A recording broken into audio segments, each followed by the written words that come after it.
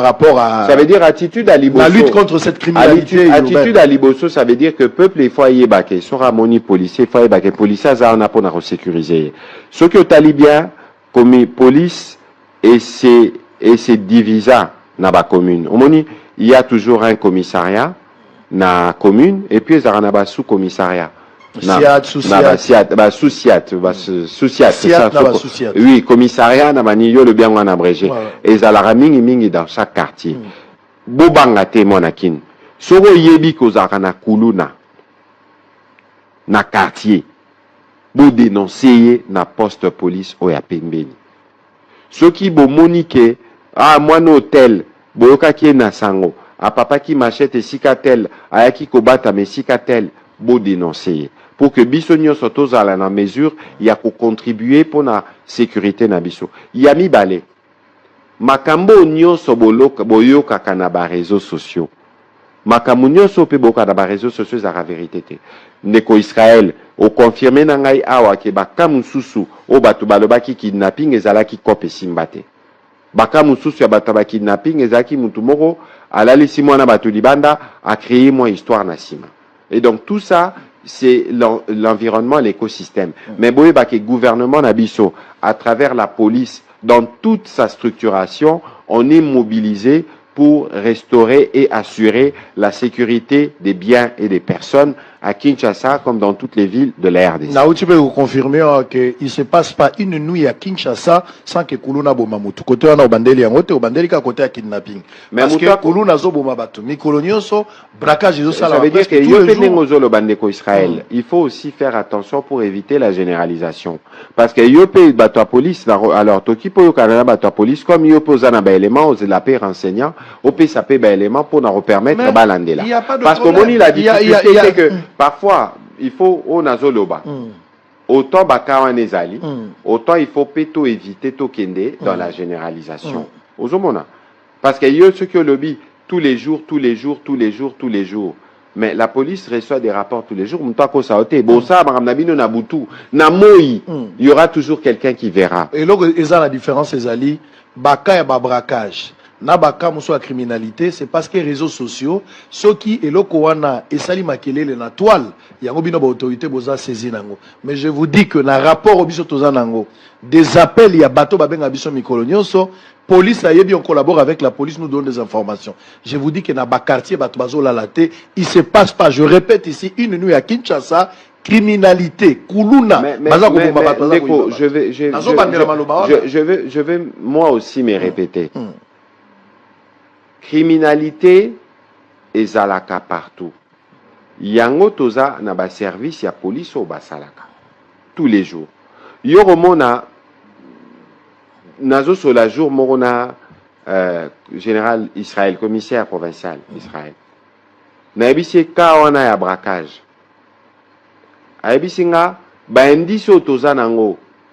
Il semble que muto ba braquer à travers na bango. Mais tozo enquêter toye baneni ni comme yana parce que yoro na babraqué mutu mais ceux qui police atali à creuser musu ezaki règlement de compte. C'est pour ça que dans la plupart de cas de Israël, il faut aller au-delà. Muto ko sorte yo l'équipe police na information ta. Yo batu babenga mais police amsa na bango tous les jours. Ça veut dire que balamka na tongo basala ba patrouille na katikati ya butu, batu babenga bango balandela rabaka tous les jours. Ici, ce qu'il faut reconnaître, Neko Israël, c'est que c'est un défi. Le président de la République lui-même l'a dit en Conseil de ministres. Il a demandé au ministre de l'Intérieur de renforcer. Il a dit au ministre de l'Intérieur, dans certains cas, il faut même impliquer l'armée. Ça veut dire qu'il y a une réponse institutionnelle au Bissotokopesa. Ici, Israël, il ne faut pas faire peur. Nabato Baolanda Bisso na Kinshasa ou même ceux qui viennent d'ailleurs. Parce que ici, il y a une volonté. Autant il y a des criminels, mais plus il y aura des criminels, plus notre volonté sera forte d'y mettre fin. De créer également des conditions pour cette police, les équiper aussi. Il faut mettre assez de moyens, base à tenue à Sika, base à la paix équipée parce que c'est un travail en cours, c'est pour ça qu'on a fait une loi de programmation. Très bien, allez, nous sommes en direct, mesdames et messieurs. Notre mission noble. Donc, les policiers ont d'abord besoin de difficulté le gouvernement yako identifier bango. Policiers azola tateni azana munduki mais na registre ya ba policier asa reconnu. C'est d'abord les problèmes. Donc le monsieur est libre au sala oyo ye alingi parce que nulle part na base de données à l'état ba yebi. Tant déjà bozo mema biso, bozo tinda biso et pas ya batu ya bongo. Vous exposez qui? Il y a eu des cas oyo boke na souciat. Boke ko yebisa bango kuna bakulu na ba bunda. Ba si bino toza ka mibale na garde. Toi na mundu ki te moyen to déplacer ezate. On a reconnu na quartier. Premièrement, ami ya ba policier. Ba melaka bangi na ba policier wana esika moko. Sikoyo kuluna ya bongo. Okende kofunda ye wapi. Po ye moko aza nanu ami ya ba policier o bozo tinda biso.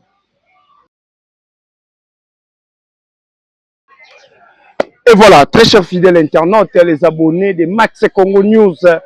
Bonjour, bonjour, bonsoir, ça dépend de l'heure à laquelle vous allez tomber sur cette analyse. Oyo tomeme la cabine, on a bien analyse sur analyse.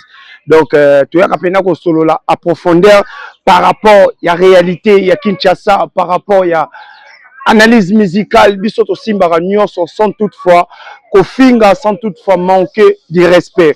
On est aujourd'hui là tant qu'un Congolais, tant qu'un patriote, Oyope, azomona mboka na ndenge zotambola, azomona jeunesse na ndenge zokende, oyo azape na besoin à partager ba vie na ye, à partager pensée na ye na bato batalaka biso. Toyebi ke lelo na communication na biso, mutu nyonso azo penser ndenge ya lingi, mutu nyonso azoloba ndenge ya lingi. Alors, oyo biso eza évangile te.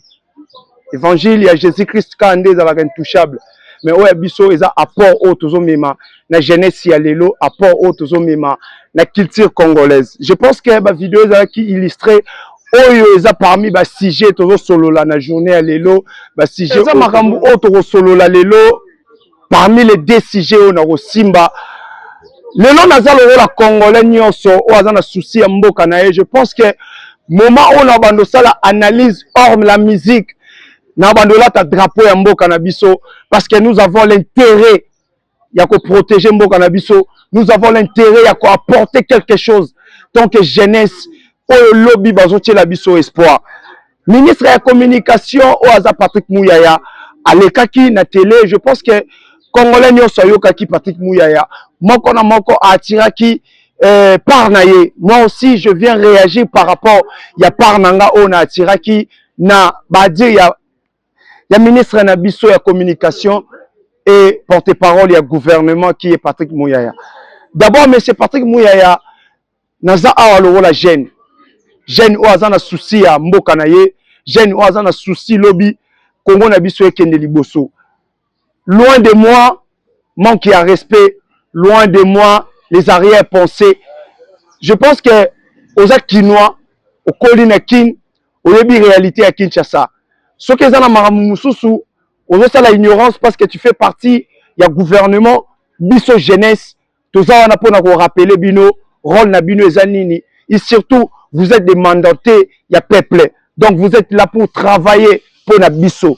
Alors ceux qui besoin ko ignorer makambo mususu biso nde to rappeler bino, biso nde to yebisa bino nini o tozo vivre na ba cité. Alors nazo détailler mot par mot. Patrick Mouyaya alobi bakino bobanga te soko moni ozalaka na kuluna ozalaka na mutu moko oyebi a dérangeaka quartier, a dérangeaka environnement bofunda na la police. Je pense que démarche wana déjà to meka ko sala yango, démarche wana esalema so ya démarche wana ezaki nini ou résultat ya démarche wana ezalaki nini. Avant to koma na résultat, qui c'est lelo ke na ba policier nyonso baza na ba souci na biso, beaucoup de policiers ba mibi nani ayebi te. Patrick Mouyaya yo tambola na butu te, lelo biso jeune to koma ba esclave ya bato wana botia na ba souci. À chaque fois ba kanga biso na ba raison non valable, 20h bakangio ba tout na pièce d'identité au présenter pièce d'identité baké na suki au présent au lobby te ke suki na ngai eza modèle nulle part na mboka na biso ba pekisi un jeune kokata suki ndenge alingi allez ba créer le motif mususu jusqu'à ce que obimisa mbongo na yo pour ba libérer yo wana eza réaction ya ba policier otoza na bango lelo. Donc ba policier wana d'abord boza na difficulté bino gouvernement ya ko identifier bango. Policier azola tateni azana munduki mais na registre ya ba policier aza reconnu. C'est d'abord le problème. Donc le monsieur est libre au sala oyo ye alingi parce que nulle part na base de données à l'état ba yebi. Alors tant déjà bozo mema biso bozo tinda biso et pas ya batu ya bongo. Vous exposez qui? Il y a eu des cas oyo boke na souciat. Boke ko yebisa bango kuna bakulu na babunda. Ba si bino toza ka mibale na garde. Toi na mundu ki te moyen to déplacer ezate. Kulu na reconnu na quartier. Premièrement ami ya ba policier. Ba melaka bangi na ba policier wana esika moko. Sikoyo kulu na ya bongo. Okende kofunda ye wapi. Poye moko azana ami ya ba policier o bozo tinda biso. Le phénomène kabase le commune tozo vivre en haut. Neti na yolo awa. Kabase le commune soke koti ba kabase les autres tambola ba policier bazate. Ba ba tambola na makolo ba olanda mutuka etambola na presse ba tambola na makolo. Na makolo wana bazokanga ba jeune. Tant ba okanga bino sans raison et comme na moment OK il faut ba kende ba botoli bino nyonso batiki bino bango moko bakena mutuka. Vous savez pourquoi? Parce que place ba omema bino so batuni bokangeli bango nini chaque jeune a pesa motif o bakangeli. Tellement les motifs sont fondés, moyeba mema bino na ba place à qui ezate ba botoli bino ba téléphone bazo obligé bino bofungola ba mot de passe bolongola ba mot de passe na ba téléphone ba botoli bino ba mbongo ba botoli bino ba porte-monnaie ba matina kabasele ba kei. Est-ce que Patrick Mouyaya est au courant de ce qui se passe dans la cité? Est-ce que la manière où la police va soucier au Botia va traiter population bino boza au courant na yebite et lelo meilleur informateur ya maramozo le kana Kinshasa eza peuple parce que si boye ba kenda kumoko ba bukaki na mitendi il faut peuple à réagir. Si boye ba ke bato kotela ki bato ki mbaltseke il faut des peuples à réagir.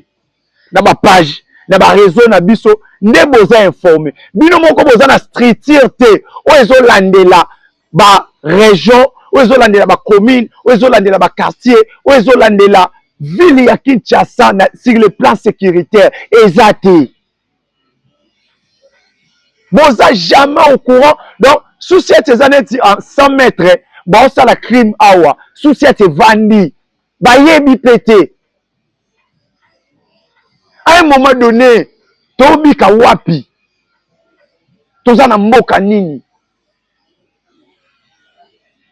Loin de moi ba pensée négative non pesa ba vie na ngai parce que lelo tellement peuple azo réagir te tobi ma bazoba tellement peuple azo le belo côté na misu na bino tout va bien.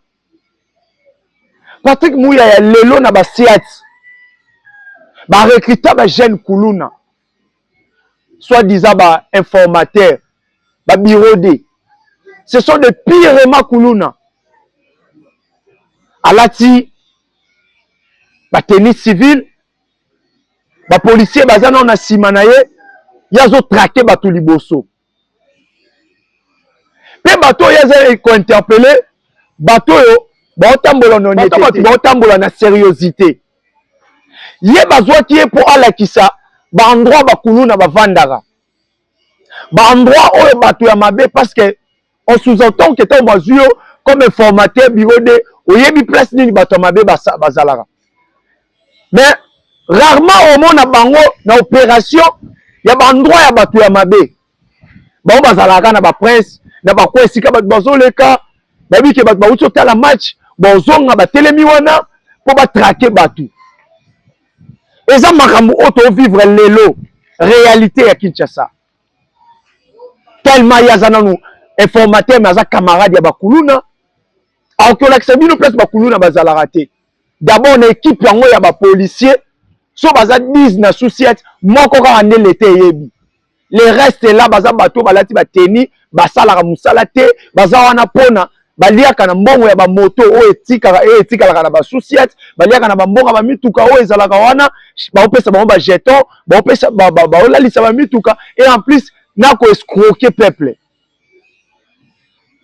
bakangi yo osali eloko te mpo bima amande ya 100 000 amande ya 150 000 mais bozoleka na télé alors que boza au courant lelo ya makambo bozoleka na population l'insécurité qui frappe dans notre pays il y a des cas où le gouvernement pour yeba il faut des peuples à réagir plan sécuritaire exacté Patrick Mouya ya lelo ozo révéler biso que eza na baka oyo ya kidnapping na mboka na biso beaucoup de cas qui signalés zaki baka ya lokuta alors baka ya lokuta comment vous avez fait pour bokanga kaka baka ya lokuta tomoni ba interpellation ya bato belé o bokangaki ba témoignage ezalaka ke tokosaki po toyiba mbongo tokosaki po tokosa mobali na ngai nakosaki po nakosa ba parents et tout mais dans tout eza pe na ba kidnapping o esalemi ya solo comment bokangi 6 à 8 personnes 8 groupes o ba osalaka ba kidnapping ya lokuta mais ya solo o tomoni ba bomi mutu ya solo o tomoni ba braquer maison ba beti masasi batu bazo filmer des hommes armés bakoti bazwi biloko ya batu bakei bango baokanga bango te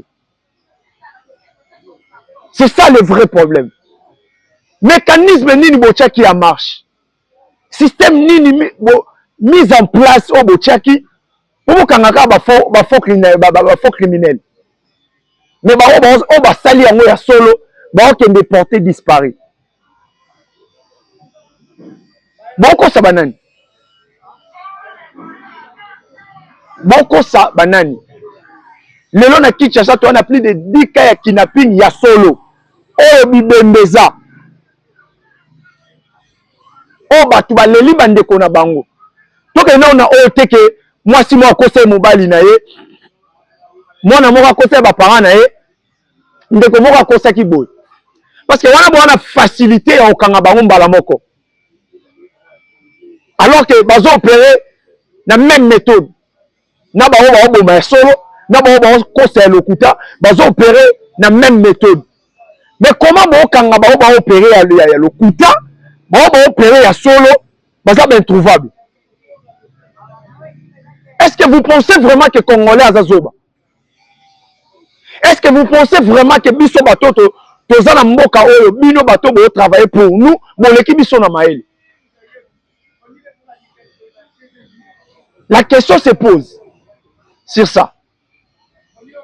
Tovandi na mboka oyo en pleine journée. Père son nom mon vieux Freddy. Venanga ya yolo. Balandi eti ba oboma vieux à tout près de sa maison. Ba beti masasi. Ce qui est vrai, batu bazui événement ndenge bandaki ko salema. Ba relater yango na ba réseau. Ils ont pris même des photos. Mais jusqu'à aujourd'hui, Batouana va s'évaporer sur la nature. Baumon en a té, et l'autre té, sans suite, dossier famille yebite ba osani ba kundi vie akei bana batikali mwasi atikali dossier sili bazui mbongo bazui ba bijoux bakenango. Mais comment oyo eloko etiki batu na pasi non seulement sa famille ba proche na ye peuple congolais en général on a beaucoup de lango solution te on a beaucoup ko éclaircir batu te. Mais non on a ba réseau ezala beaucoup plus bakaya lokuta nde bo télé ah ba kosaki. Mais si sur 100 99% ya kokosa mais ata moko selemi ya solo comment moko wana beaucoup ko résoudre yango te to vanda wana na masina aveni kumika mwana mwasi ana ba kotelaki ba violer ba bomi mwana na mwasi liboso na bango souciete ezalaka. Après qu'est-ce que vous avez fait lelo famille wana ba lelande ko na bango ba kunda histoire esili mwana wazalaki na avenir mwana oyo famille na ebandaki ko croire sérieux babandaki ko croire sérieux parce que ba bokoli ba tangisi ba classe parents nyonso amizaka si son enfant pour le bien ezala bien mutu mo ba koti na ndaku na ya violer mwana bomie mais histoire ngo ke na ngopeka bo sa réaction histoire ngo sili na ngopeka bo. Mais au monde a importé parole du gouvernement on est à se compatir na peuple a touché à se compatir na peuple oyo azolela parce que biso nde toza ba victime azoya ko loba lokola ke batu ba okosa oyo ezoleka eza mambo lokuta Kinshasa eza calme kulu na zate ba criminel ba osala eloko te mambo wana to eza lokuta. Vous vous sentez oh ba famille wana ba oyoka oh ba perdre bandeko na bango. Mettez-vous à leur place. Yo muyaya mais quand vous mettez na place ya ndeko wana oh ba bomeli papa oh ba bomeli maman oh ba bomeli yaya. Bazui bango biloko ba kenango. Mais yo vandi comme rien n'était mambo lokuta. Papa ça moi zo ok aujourd'hui na 4 coins ya Kinshasa batu ba olala te criminalité eza partout batu ba olala te batu ba souffrir batu ba boma batu na babutu. Est-ce que vous avez rapport na matadi libala kuna na suka mambo legal lelo na butu soki ba diffuser on a réseau te to pe batu wana ba opérer sans trace vous avez rapport. Vous pensez que Kinshasa zaka lemba matete Gombe Lingwala Kitambo obo circulaka Maluku au fait fond il y a encore des Kinshasa là-bas. Pourquoi? Système échaté. Donc bato baboma ve Freddy babimi Kinshasa te bana Kinshasa mais ba circuler librement ba photo na bango de qui diffusé ti ba page pe bosse nango mais baza et donc le kelanga c'est le moko. Ici je parle tant qu'un Congolais un vrai moi na Congo biso pena toza bato pena n'est jamais trahi le Congo nzamba tianga na mabelo ayebi alors on peut sa vie nanga. Comment un pays oyo bako lancer bakoki ko lancer alerte ya recherche mais batongo bakanga bango te batongo bakanga bango te donc so ba lukanga ata nazali David Copperfield ata nazali Ben Laden et ça toujours na mutu moko ayebinga so bato ebele bayebi ete mais yana mwa mutu moko amonaka garçon na leka na veni parce que ba jeune tout bazo opérer lelo baza ba jeune bakoli na misu ya bato na Kinshasa o na quartier moko bayebi na veni moko bamonaka ye Et na mutu moko on a toujours une information pour informer bino que je suis la dernière personne à mon qui est place boy. On va permettre bino de continuer pour na ko luka ko kanga bango. Mais banda ba recherche ezala lancer na mboko. Tout ce que la monde a été recherche moko za aboutir à quelque chose de sérieux. Est-ce que le problème est à tout le système sécuritaire n'est pas causé problème? Tout le monde a un pays moussoussou. Institutif moko ba luka. Balancer recherche mais ba tie fond moko na sima. Ou est-ce qu'on accompagne recherche ya Batouana? Et où me l'a été bakanga bango. Mais pourquoi chez nous, aujourd'hui, nous avons des difficultés, même ya kokanga, muto ebi kotanga te. Parce qu'il y a des koulou na oyo, en termes scientifiques, aza ne l'autre côté na mutu. Mais comment zo ko échapper système, ya sécurité, ya mounene ya moka. Pendant des années, ba oluke ba ozo été. Est-ce que c'est normal? Le problème est ça, mutu azo kima, tout le problème est le système des amabé. Le système des amabé. À un moment donné, Bomitia na place ya peuple congolais. Les lots, tous les victimes, il y a Batou Yamabé, tous les victimes, il y a système sécuritaire, il y a Mbo Cannabiso, et ça. Déjà, tu as une difficulté d'abord, il y a base de données, il y a ville locale à Kinshasa. Mouto Bozo Luka, empreinte digitale na eboana ngote. Vous pouvez avoir le nom, Yao Luka Moutou. Mais ceux qui ont un système digital, criminalité ou à la beauté. Alors, système maintenant, tu as ngote, tu renforcer un système auto, ça le lelo. Vous crédibiliser en haut. Vous tia ba moyen, vous tia bateau, ba ebi musala. Non? Alors, nani azo souffrir. Et ça, le lolo la maramouya. Ndeko na biso ba otiko boma. Valdi. Père son âme, Amissi. Nous toi bomie. Tout le monde a s'évaporer dans la nature. Tout le monde a limoué. Accueilli. Mais l'État est ça. L'État est ça. Alors la personne là, crime parfait, ça l'a raté. Il a travaillé avec des gens. Batouana, Basabanani, Hôtel O Basaraki, Ezalaki Wapi. Si ma vidéo comme on a un réseau, Banani Bazouan Ngo, Balongolango, na ba pareil wana ya caméra de surveillance, Baya ba diffuser en gros. Et comment on a ba page. Système wana nyoso. Et c'est ce qui est mal dans mon cannabis, c'est ça que nous tous sommes sali na crime à l'aise. À l'aise. Comme il quitte c'est ça facile. Biso to éviter parce que to bima quitte ça na nzela mo normal. Mais bato ba osala mabe.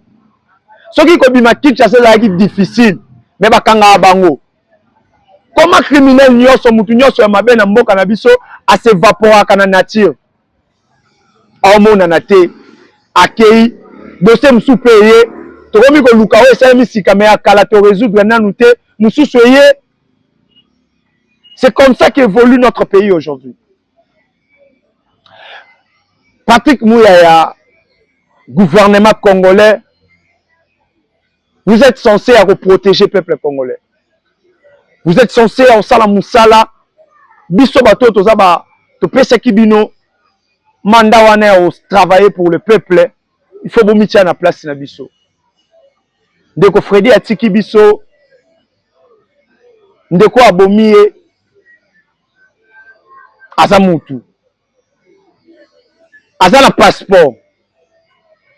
Botambola na aéroport nyonso. Na aéroport wana registre ezali. Ya bato babimaki ne ya bato bakotaki DGM DGDA banini wana tout ezali bo se renseigner pays nini oya atterrir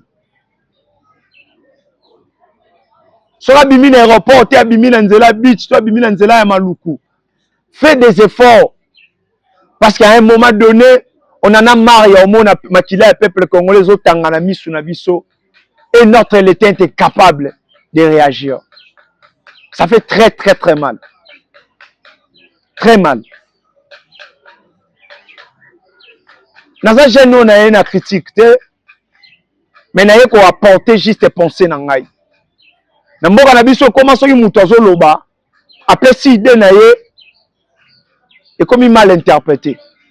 Alors on est une jeunesse où il faut tout élément tout si ma responsabilité na biso na maboko parce que tôt ou tard c'est à nous de prendre les relais, c'est à nous de montrer l'exemple. Alors on est obligé d'être des exemplaires. Merci à vous mesdames et messieurs. Mutunyo soit zalaki wana ou zalaki pour n'envoyer qu'à juste penser oyo.